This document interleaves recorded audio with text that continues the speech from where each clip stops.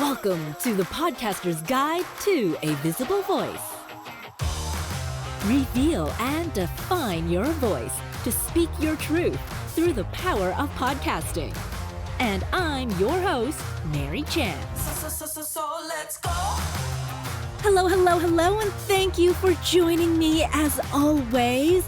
Welcome to episode 14, Discover Your True Voice by Uncovering Your Past. Think about your voice. Why do you sound the way you do?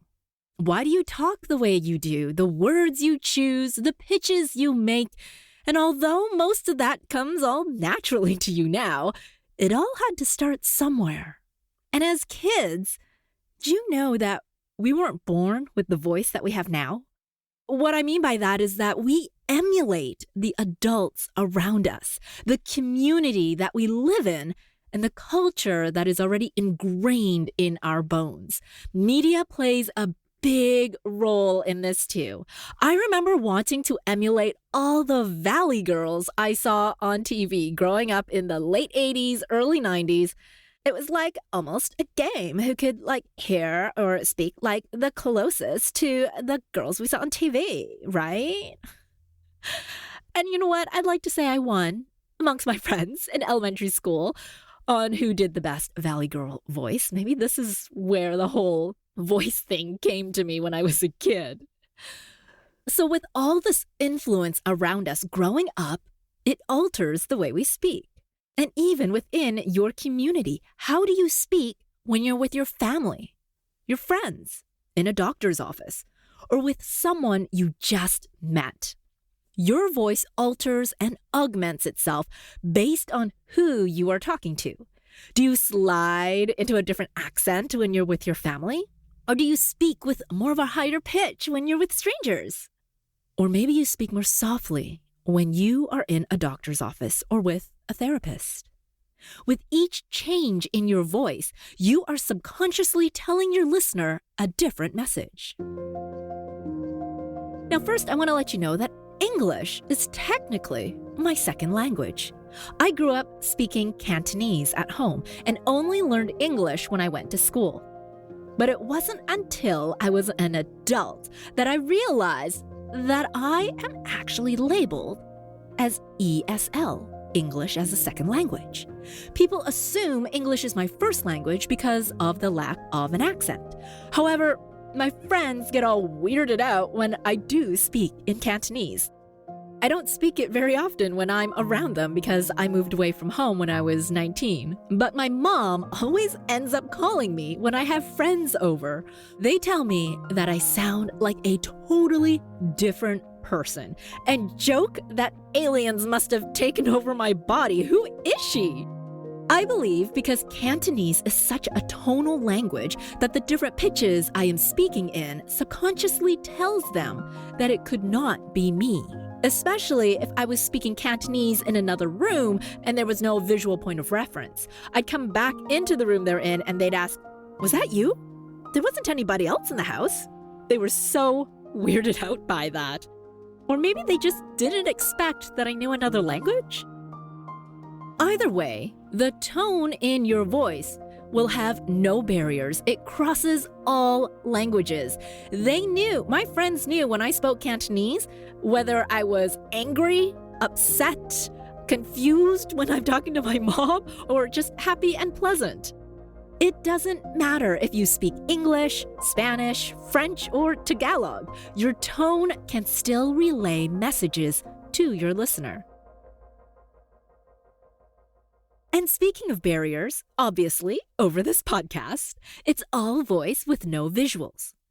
So you can't tell how tall I am.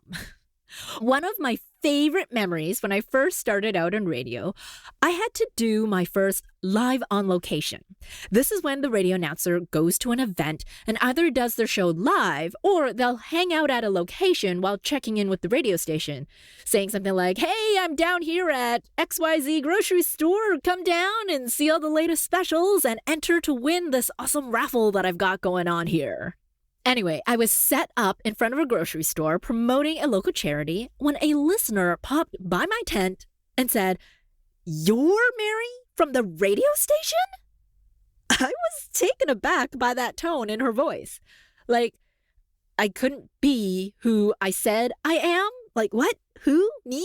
Yeah, I'm the one holding the microphone under the tent with all the radio station logos plastered all over it. So yeah, I'm the person on the radio. Who else could it be? That all went through my brain in an instant, but then I just smiled and said, yes, welcome.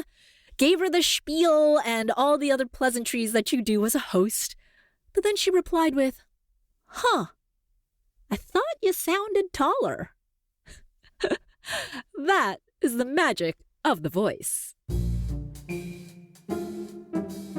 So now, this is where I ask that you take a guess at how tall you think I am just by listening to my voice.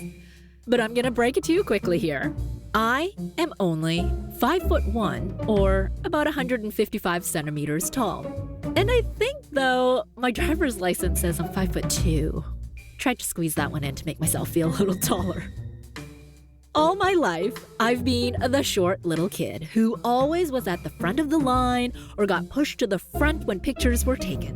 I was seen always younger than I actually am, and especially these days, if you throw on a hoodie and a ball cap on me, this 40-year-old will be asked for ID or asked what I'm studying at the local university. So, growing up, I was told I was cute because I was so small.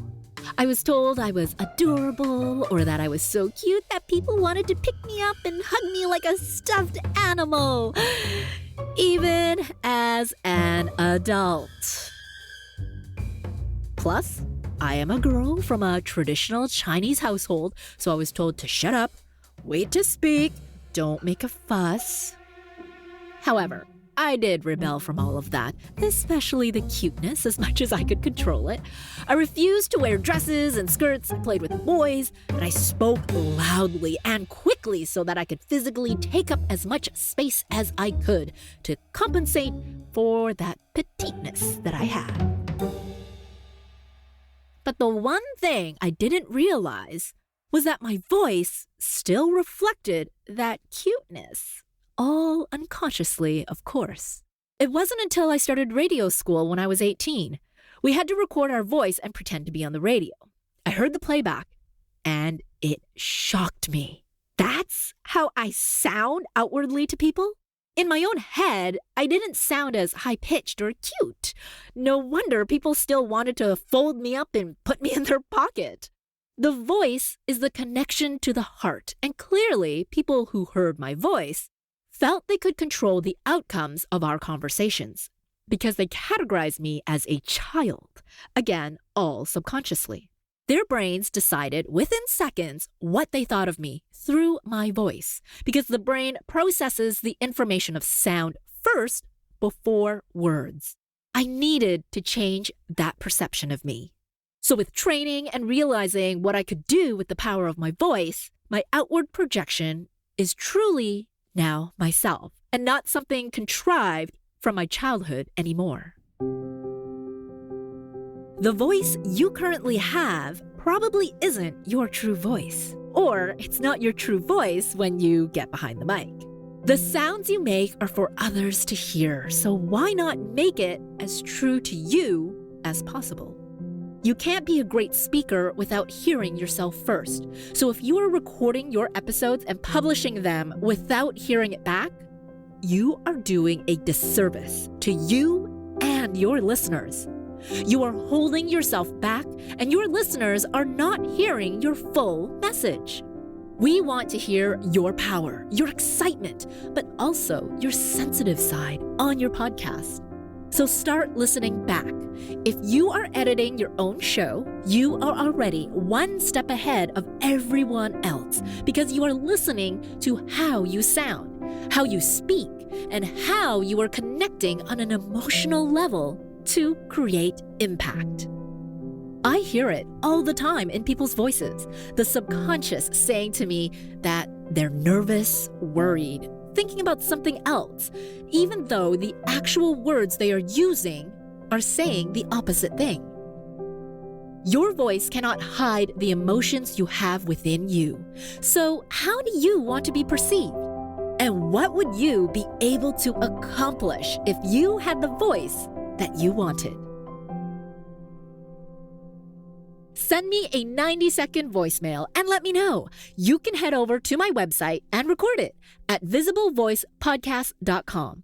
Or if you're ready to amplify your voice, to have your listeners trust you, connect with you, and fall in love with you, let's work together today on a quick 60-minute coaching session. Sometimes that's all it takes to get you started. Email me at visiblevoicepodcast@gmail.com. All these links will be in the show notes.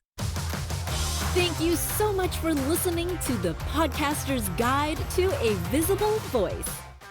If you enjoyed this episode, I'd love it if you'd share it with a podcasting friend. And to reveal more voicing and podcasting tips, click on over to visiblevoicepodcast.com. Until next time. Let's go.